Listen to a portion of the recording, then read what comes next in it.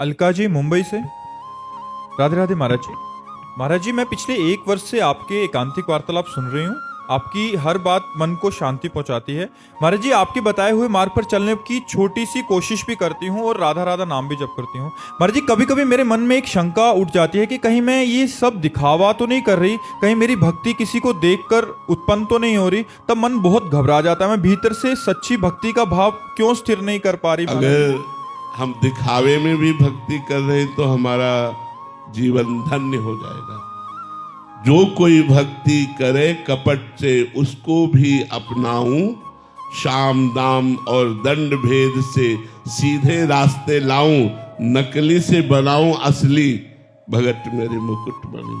मैं भक्तन को दास, भगत मेरे मुकुट मणि। यदि हम कपट भरी भक्ति करें, यदि हम दिखावे की भक्ति करें, तो एक दिन ऐसा झटका लगेगा, साम दाम और दंड भेद से सीधे रास्ते लाऊं।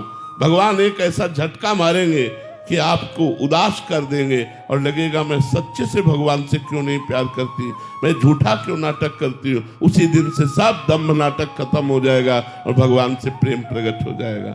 भगवान इतने कृपालु हैं, उनसे झूठे से कहो हे कृष्ण मैं आपकी शरण में हूँ, वो मान लेते हैं। फिर सच्चे हृदय से जो कोई बोले श्री कृष्ण शरणम मम, फिर उसका आनंद क्या कहना। इसलिए अगर हम किसी को देखकर भक्ति कर रहे हैं या किसी को दिखावे के लिए भक्ति कर रहे हैं, तो मुझे अपनी भक्ति बढ़ानी चाहिए।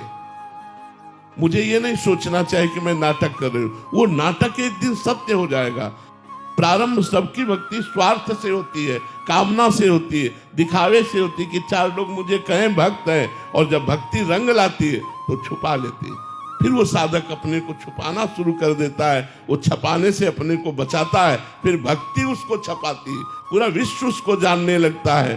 भक्ति का रंग चाहे आप झूठे से भी धारण करो, वो एक दिन सही हो जाएगा।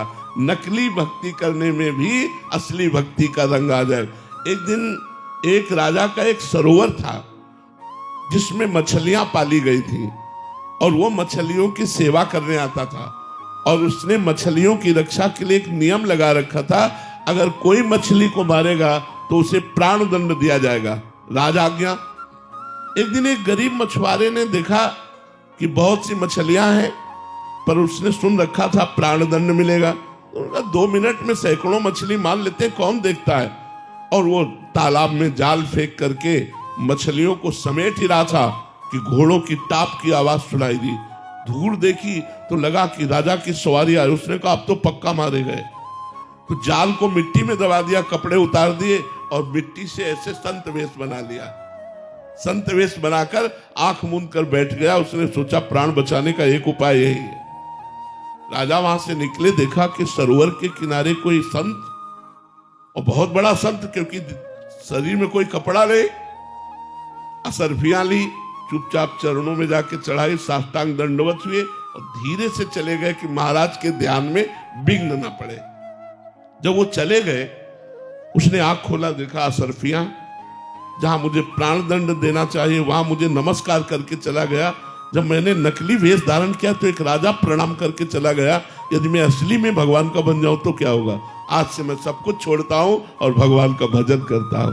तो अगर हम नकली भी भक्ति करेंगे तो एक झटका लगेगा, कोई घटना घटेगी और वो हमको असली भक्त बना देगी। इसलिए मुझे भक्ति करनी चाहिए, भले वो हम ड्रामा भक्ति का करें। एक दिन सही में असली में आप भक्त बन जाएंगे। हमारी भक्ति नाटक नहीं। हम राम राम बोल रहे, ये नाटक नहीं है। अगर हम नाटक में भी राम राम बोल रहे तो भी हमारा राम नाम मंगल करेगा। भाव कुभाव अनख आलसहु, नाम जपत मंगल दिसि दसहु। हमको भक्ति नहीं छोड़नी चाहिए।